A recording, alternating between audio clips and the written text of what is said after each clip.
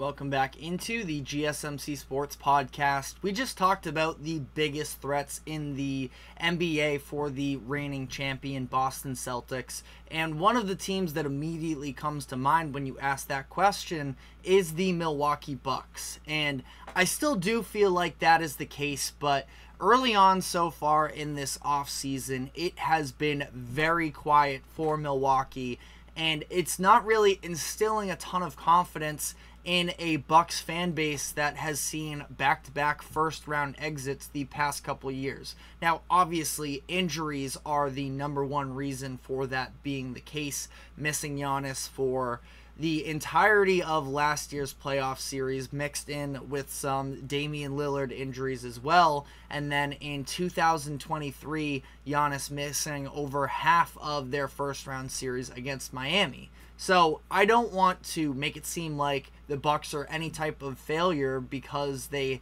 haven't made it back to, the finals or conference finals in these past handful of years. They have been very unlucky, which you can absolutely acknowledge, and then acknowledge the fact that this offseason, where it does seem like there is some level of pressure on the Bucks, they haven't done anything to really impact the season outlook for the year to come. Now, again, a lot of people were ready to just entirely write off the Bucks last season.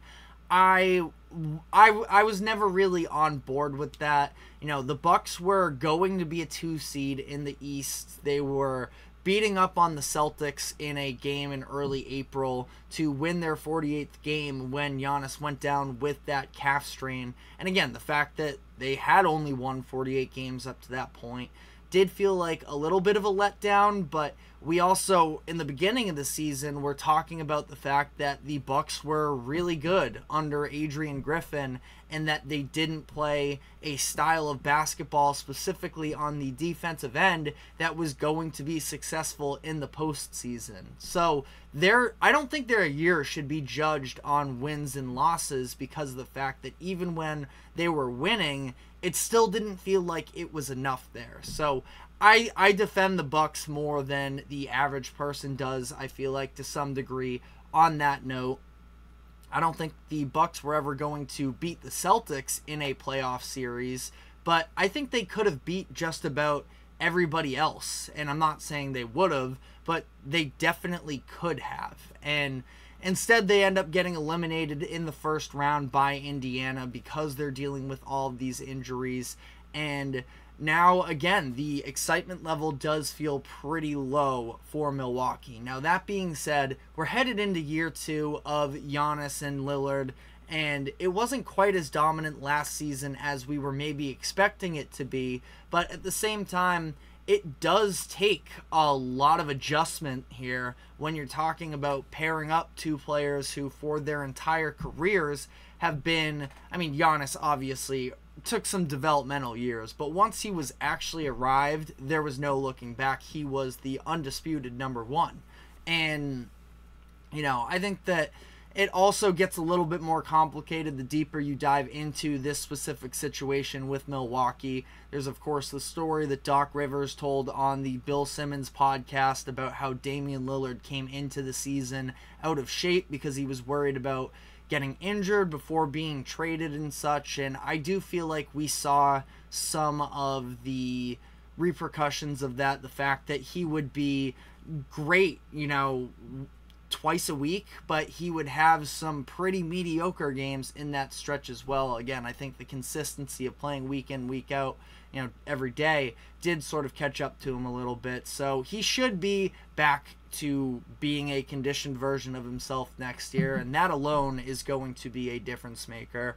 But also, outside of that alone, Lillard spent 11 years of his career being the number one option for the Trailblazers, and then he had to sort of adjust to being the second option just like that on the fly with very little training camp. I think that Lillard actually got traded just before training camp, but it was pretty late into the summer that took place, and ultimately, he wasn't at his peak version of himself, which also kind of hurts the chemistry that him and Giannis were able to build up. And like I said, these things don't happen overnight. We just saw Luka and Kyrie make a run to the finals based off of, for the most part, just the stellar play of the two of them. You give more credit to Luka, but you understand where I'm coming from. He couldn't have done it without Kyrie Irving and some of his performances along the way.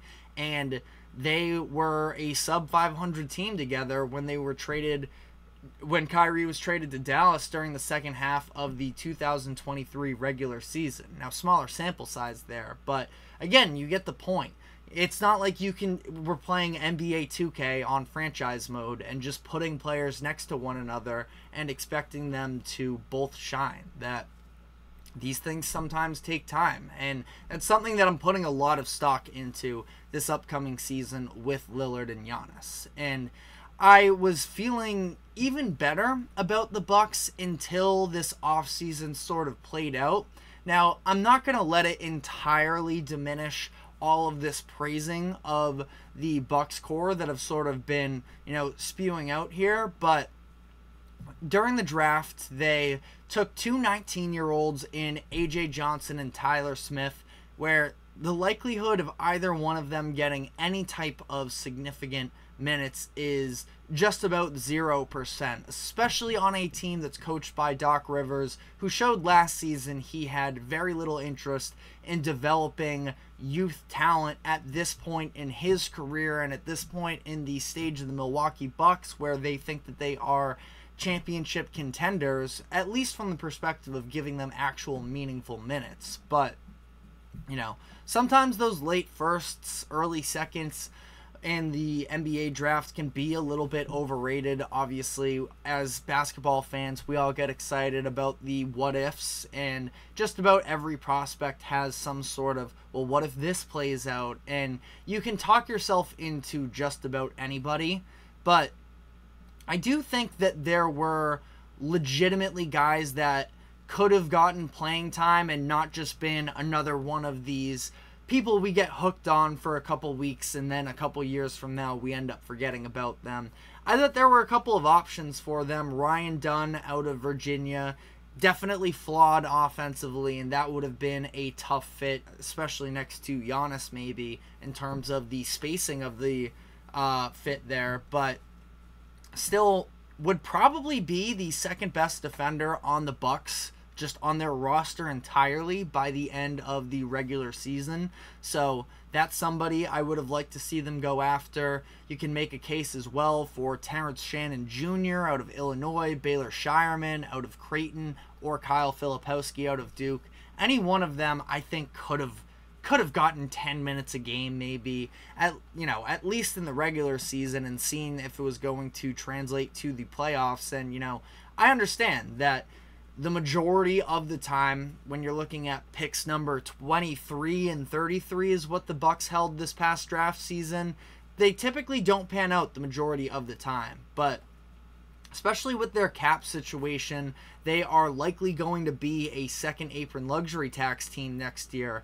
I just feel like it would have been worth them at least trying to take some swings at potential rotational players, and instead we have very little idea. And you know what? If either one of them, specifically Tyler Smith, were drafted by a younger team where it feels like there isn't this win now timeline at hand, then I would like the picks a lot. It's not like I dislike the prospects. I just don't like the fit in terms of where the Bucks are currently at and what I wish they would have done with those selections. And that's just the draft. Again, we're talking about young players that typically don't have these massive impacts when the playoffs come around. But then in free agency, we've seen the only move they made was to pick up DeLon Wright, who, by the way, I do like, and I feel like, last year he was a midseason pickup for the Heat, and he was largely not impactful for the most part.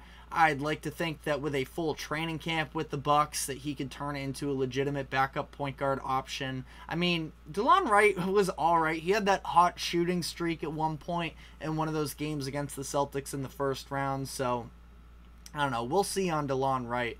But there's not very much motion happening here. And to be fair, they were pretty limited financially to even have that be the case in the first place, where they are already talking about $183 million that is currently committed to 10 players, and they're going to have to round out their roster as well on, veteran minimum deals. But I don't know if that's probably going to end up reaching over $189 million, which will be that second luxury tax cap. So it's definitely a tough position for the Bucks to be in. They have some rotational players from last year that they have to make decisions on, and Jay Crowder, Malik Beasley, Patrick Beverley.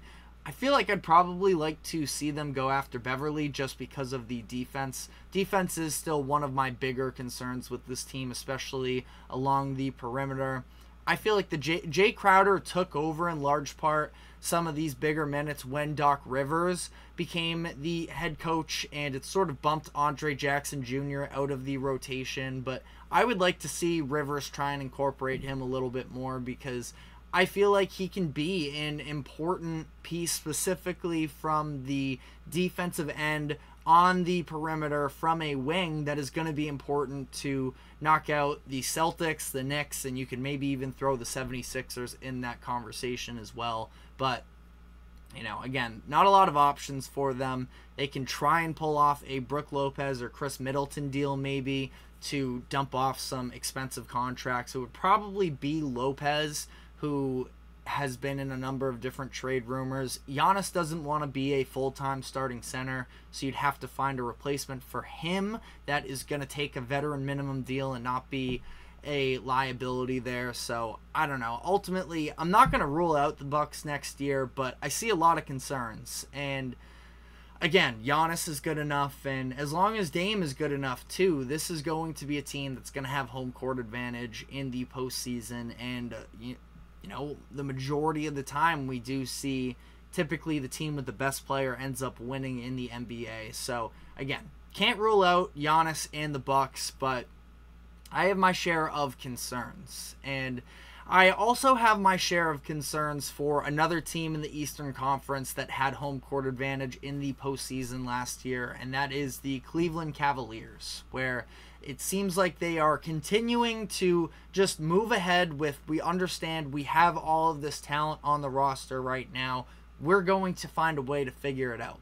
And that has been the sentiment from the Cavaliers ownership group and their front office, and that was further solidified by them re-signing Donovan Mitchell to a max contract extension. So we're going to be diving into that deal, what it actually means, some underlying things to take a look at in that contract negotiation process, and whether or not the Cavaliers are going to be true threats next season. But we are going to have to take a quick break before we get into all of that. Don't go anywhere. We will be right back.